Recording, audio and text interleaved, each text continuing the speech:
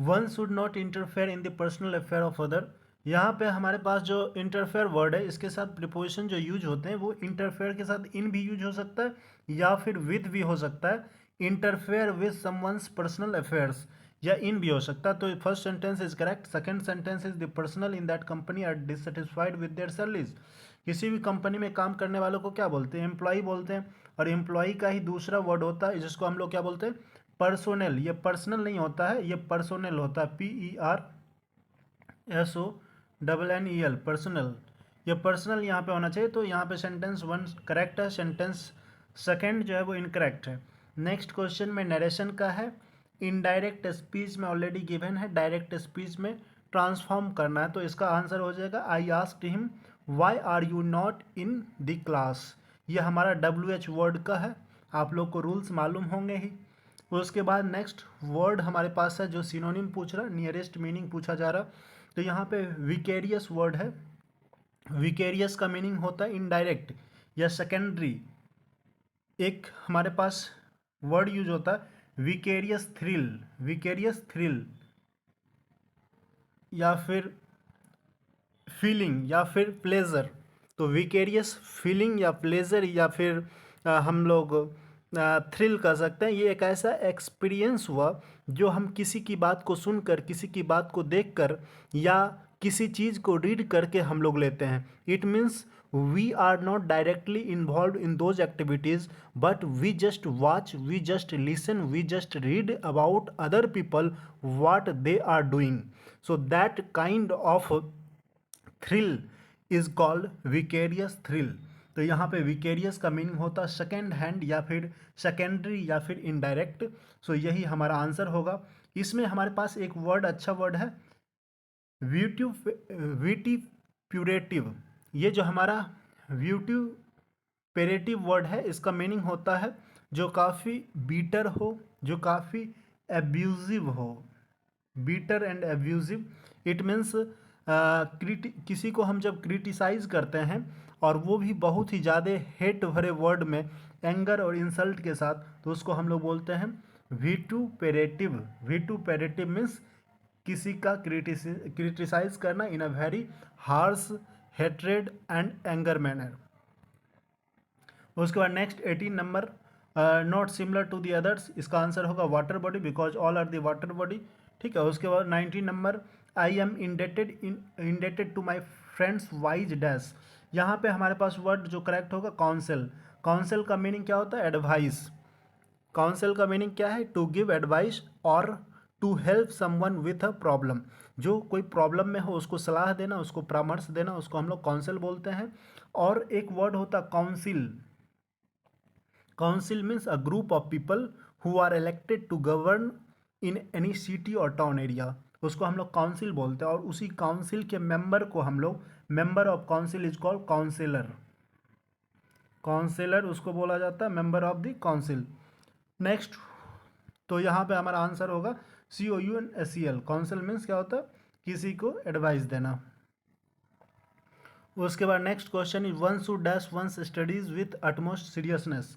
यहाँ पे miss spelled word है। जब हम हायर स्टडीज़ करते हैं या फिर करियर को लेके कुछ स्टडी कर रहे हैं तो उसको हम लोग बोलते हैं परस्यू। जैसे हम कह सकते हैं कि he went to London for pursuing his career.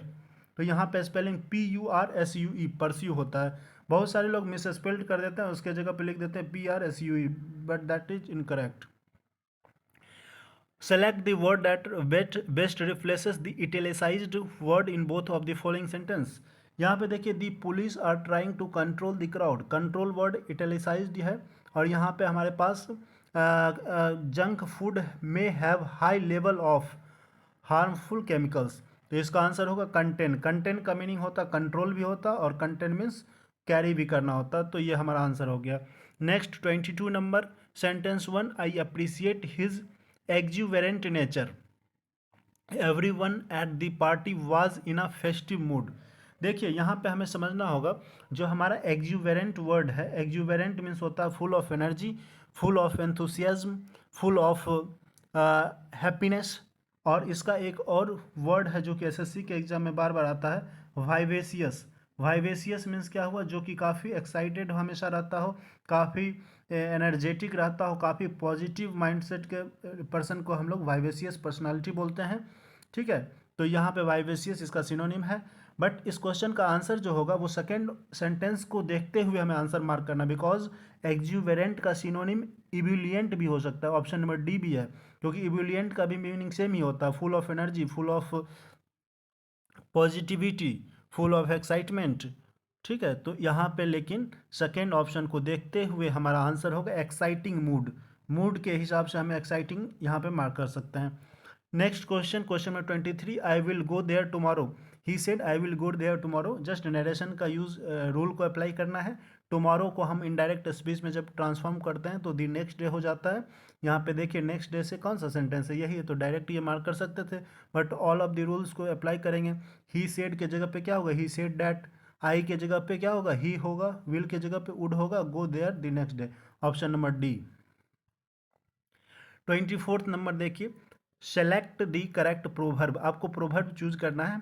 यहाँ पे दिया है it is best not to delay since, अच्छा होगा अगर हम लोग डिले नहीं करेंगे तो इसके लिए कौन सा प्रोवर्ब यूज होगा। बेसिकली आप लोग जानते हैं कि जो हमारे पास यहाँ पे stitch in time saves nine, it means अगर हम बिगिनिंग में ही, अगर हम इनिशियल फेज में ही कुछ स्टेप्स लेते हैं तो वो हमारे लिए फ़ायदेमंद होता है। It is better to fix a problem when it is too small, initial phase में ही हमें प्रॉब्लम को रिजॉल्व कर लेना चाहिए, अदरवाइज वो एक सीरियस इशू बन सकता है। तो इसलिए इसका आंसर क्या होगा, बी। उसके बाद 25 number, I would surely go there if I could. यहाँ पे देखिए ग्रामर का क्वेश्चन है एक, अभी हम जैसे डिस्कस कर रहे थे ऑक्सिलरी वर्ब का बेसिकली। तो देखिए ऑक्सिलरी वर्ब में एक होता है प्राइमरी ऑक्सिलरी, एक होता है मॉडल्स के बारे में। तो जो कैन वहाँ पे वर्ड यूज हुआ था, कैन वर्ड, वो मॉडल ऑक्सिलरी का पार्ट है। तो कई जगह वहाँ थोड़ा सा वो कन्फ्यूजिंग क्वेश्चन है। जो डू है ना, डू, डू डिड डन, ये सभी भी हमारे पास डू डिड यूज होता है किसके रूप में, हम लोग ऑक्सिलरी के रूप में भी यूज करते हैं। तो वो आप एक बार देखिएगा कि कमीशन का आंसर की में क्या वो मेंशन करते हैं, उसका आंसर वो देखना होगा। ठीक है, उसके बाद यहाँ पे जो ग्रामर का ही ये भी क्वेश्चन है, यहाँ पे मूड चैप्टर से दिया है। तो बेसिकली इंग्लिश ग्रामर में मूड जो होते हैं वो 4 टाइप्स के होते हैं। एक इंडिकेटिव मूड, दूसरा interrogative mood, third one is the subjunctive mood, next one is imperative mood. ये 4 टाइप के मूड हैं। तो जैसे इंडिकेटिव मूड जो होते हैं वो जनरल स्टेटमेंट जो हम किसी भी फैक्ट को, किसी ओपिनियन को एक्सप्रेस करने के लिए देते हैं, that is the indicative mood. ठीक है, जनरल फैक्ट होता है। और इंटरोगेटिव मूड में क्या होगा, जब कभी हम WH वर्ड या फिर क्वेश्चंस अराइज करते हैं तो इंटरोगेटिव मूड में करते हैं। सब्जंक्टिंग मूड क्या है, subjunctive mood means whenever the narrator portrays an individuals state of mind, जब हम अपने स्टेट ऑफ माइंड को पोर्ट्रेट करते हैं, जब अपने ओपिनियंस को, अपने इंटेंशन को, अपने बिलीफ को, अपने डिजायर को, अपनी पॉसिबिलिटीज़ को, अपनी विशेस को, ये सभी जब हम एक्सप्रेस करते हैं तो हमारा वो मूड क्या कहलाता है, सब्जंक्टिंग मूड। फॉर एग्जाम्पल, अगर हमारा विश है कि हम जो है इंग्लैंड के किंग बन जाए, if I were the king of England I would truly make the country a better place. Already वो बेटर प्लेस है फिर भी, तो ये क्या होगा, सब्जंक्टिंग मूड हो गया। ठीक है, जैसे जहाँ पे विशेष हो, जहाँ पे पॉसिबिलिटी हो, तो ये भी क्वेश्चन जैसे क्या बोला कि if I would surely go there if I could, अगर मैं जाऊँ, अगर हो सके तो मैं वहाँ ज़रूर जाऊँगा। इसका मतलब हम अपनी विश को यहाँ पे एक्सप्रेस कर पा रहे हैं, इसलिए इसका आंसर होगा ऑप्शन नंबर सी, सब्जंक्टिंग मूड। और जो लास्ट ऑप्शन इसमें है इम्परेटिव मूड, इम्परेटिव मूड का मतलब होता है कि जहाँ पे हम किसी कमांड को कन्वे करना चाहते हैं, ऑर्डर को कन्वे करना चाहते हैं, रिक्वेस्ट को कन्वे करना चाहते हैं, तो ऐसे सेंटेंस को हम लोग इम्परेटिव मूड में लिखते हैं। तो ये हमारे इंग्लिश के 25 क्वेश्चंस थे।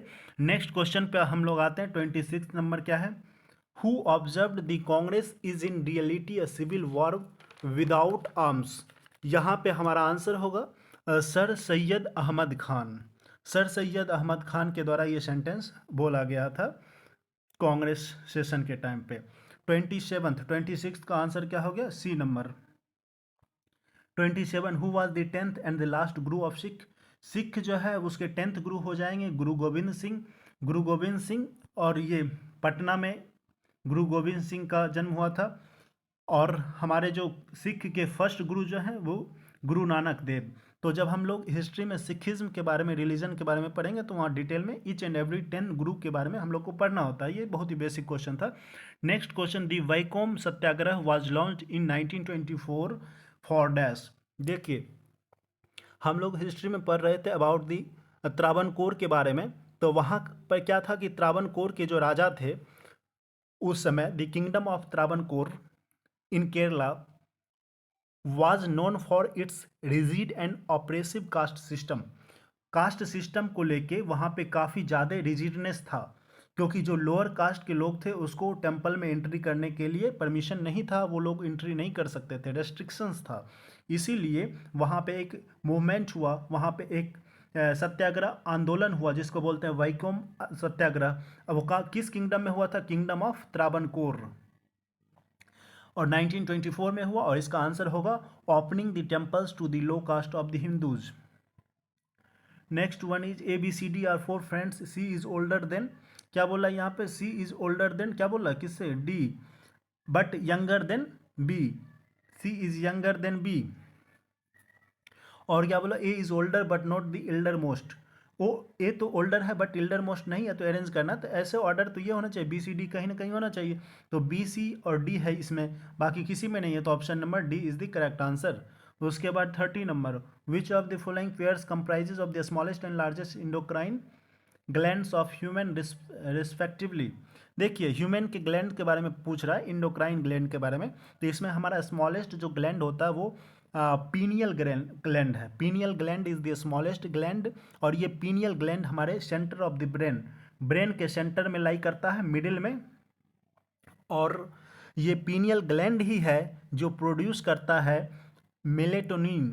ये हमारा जो एक हार्मोन होता है मेलेटोनिन, ये मेलेटोनिन और सीरोटीन दो हार्मोन्स होते हैं। इस हार्मोन के प्रोडक्शन से ही हमें स्लीप साइकिल को हम मेंटेन कर पाते हैं। These hormones are responsible for the maintenance of the sleep cycle. सोने जागने का जो हमारा एक साइकिल है, रिदम है, उसको मेंटेन करने में पीनियल ग्लैंड रिस्पॉन्सिबल है। And pineal gland is the smallest endocrine gland of human. उसके बाद लार्जेस्ट अगर पूछे तो लार्जेस्ट ग्लैंड जो हमारे बॉडी में है वो है थायराइड ग्लैंड। थायराइड ग्लैंड, इसका आंसर डी हो गया। और थायराइड ग्लैंड जो है हमारे कहाँ पे लाई करता है? आप जानते हैं कि थायराइड ग्लैंड जो निकल जाता है वो नेक के पास जो होता है ना, due to the deficiency of iodine in food. अगर हमारे फूड में आयोडीन की कमी रहेगी तो उससे कौन सा डिजीज होता है? ग्वाइटर। आप लोग को मालूम होगा ग्वाइटर डिजीज होता है। और ग्वाइटर डिजीज में ही थायराइड जो होता है वो बहुत उसका इरेगुलर ग्रोथ हो जाता है उस ग्लैंड का, और वो बाहर की ओर दिखने लगता है नेक के पास। तो इससे आप समझ सकते हैं कि सबसे जो लार्जेस्ट ग्लैंड है वो कौन सा है? Gland thyroid gland. और सबसे स्मॉलेस्ट कौन सा? Pineal gland. इंडोक्राइन ग्लैंड के बारे में आगे हम लोग वो देखेंगे बायोलॉजी में। Next question is the first satyagrahi selected by Mahatma Gandhi to launch the individual satyagraha. देखिए, महात्मा गांधी जी जो थे वो ट्रूथ एंड नॉन वायलेंस के फेवर में थे। वो कभी नहीं चाहते थे किसी भी तरीके का वायलेंस हो, इसलिए वो सत्याग्रह मास लेवल पे नहीं करके इंडिविजुअली करवाते थे। मतलब अब किसी को डिक्लेयर कर दिया कि तुम फर्स्ट सत्याग्रह हो गए, तुम सेकेंड, उसके बाद थर्ड, ऐसे करके। तो ये सभी जो है अगस्त ऑफर जो हुआ था 1940 में लॉर्ड लिनलिथगो के समय में, तो लॉर्ड लिनलिथगो के अगस्त ऑफर को अपोज करने के लिए इंडिविजुअल सत्याग्रह का स्टार्ट हुआ था। और फर्स्ट इन द इंडिविजुअल सत्याग्रही जो थे वो आचार्य विनोबा भावे थे, आचार्य विनोबा भावे। उसके बाद second satyagrahi was the Jawaharlal Nehru, and third satyagrahi was Brahmadatt. Brahmadatt, ये आचार्य विनोबा भावे, जवाहरलाल नेहरू, ब्रह्मादत्त, ये टॉप थ्री सत्याग्रही थे। लेकिन हमारे ऑप्शन में ये तीनों का नाम नहीं है, तो आई थिंक इसके जो आंसर होंगे वो वल्लभ भाई पटेल होंगे, क्योंकि वल्लभ भाई पटेल को इस सत्याग्रही मूवमेंट के कारण उनको प्रिजन में भी जाना पड़ा, जेल भी जाना पड़ा था। तो इसका आंसर सत्याग्रह आंदोलन का वल्लभ भाई पटेल होगा। हालांकि फर्स्ट सत्याग्रही जैसे पूछा, अगर ऑप्शन रहता आचार्य विनोबा भावे तो हमारा आंसर विनोबा भावे होता। 32 देखिए, कंप्लीट द लेटर सीरीज, यहाँ पे लेटर सीरीज एक रीजनिंग का क्वेश्चन, बहुत ही बेसिक, बहुत ही आसान। इसमें जो हमारा होगा STRS पैटर्न बन रहा है, STRS, फिर जो है क्या होगा STRS, फिर STRS, फिर STRS, ऐसा पैटर्न बन रहा, इसको फिलअप कर लीजिएगा। इसका आंसर हो जाएगा ऐसे सी नंबर, आप अगर देखेंगे तो सी नंबर आंसर होगा। उसके बाद next 33, after the split Surat split in 1907। 1907 में क्या हुआ कि सूरत स्प्लिट हो गया था, जब जो मॉडरेट और एक्सट्रीमिस्ट थे, नरमपंथी और गर्मपंथी, ये दोनों आपस में बट गए थे, उनका जो ओपिनियंस था वो वेरी कर रहा था इस कारण से। और फिर जो है सेकेंड टाइम जो स्प्लिट हुआ था कांग्रेस का, वो 1918 में हुआ।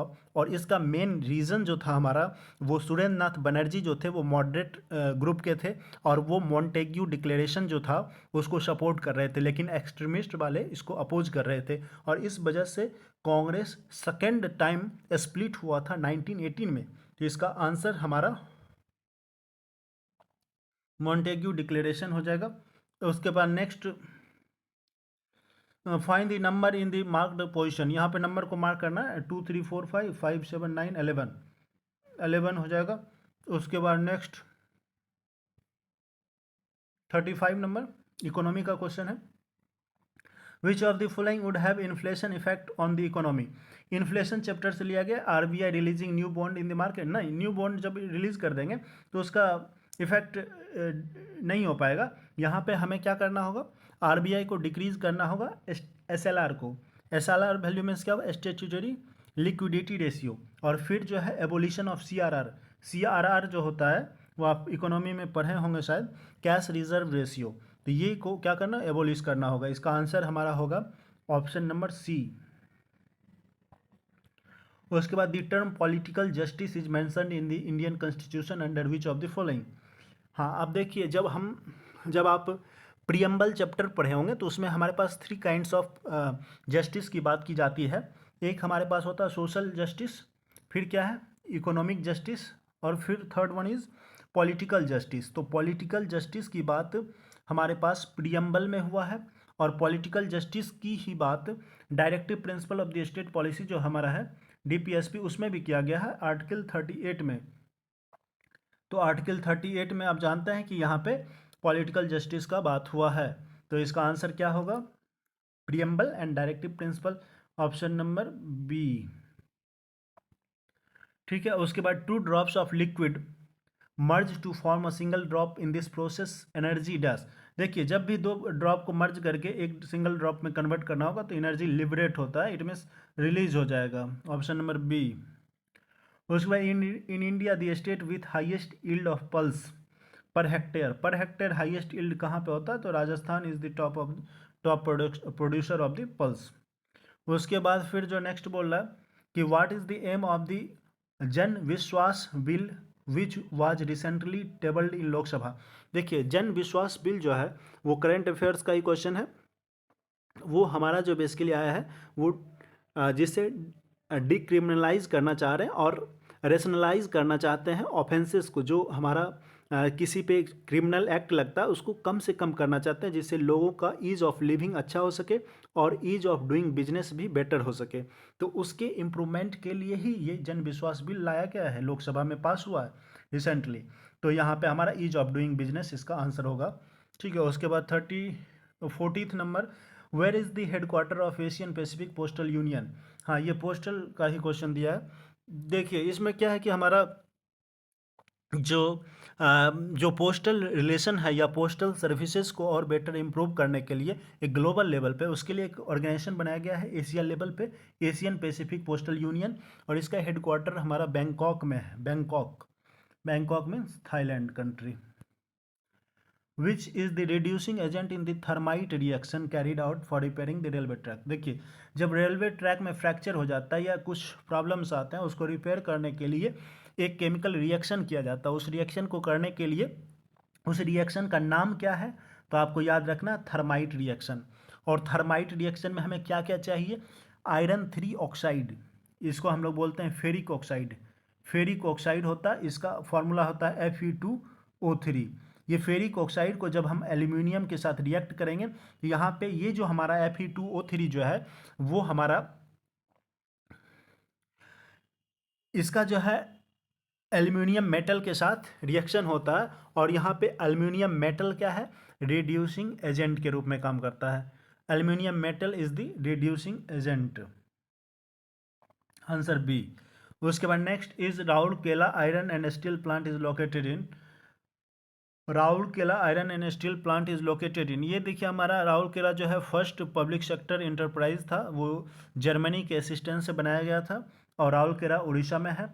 ये region between coal and iron mine area हो सकता है, क्योंकि यहाँ पे आयरन तो बहुत ज़्यादा उड़ीसा में होता ही है, और कोल भी है, क्योंकि कोल सप्लाई करना ज़रूरी होता है किसी भी स्टील प्लांट को चलाने के लिए, तो कोयला भी वहाँ पे होना चाहिए। Student tenth in the class, हाँ देखिए ये रीजनिंग का क्वेश्चन है, सीटिंग अरेंजमेंट या रैंकिंग कर सकते हैं, रैंकिंग चैप्टर का।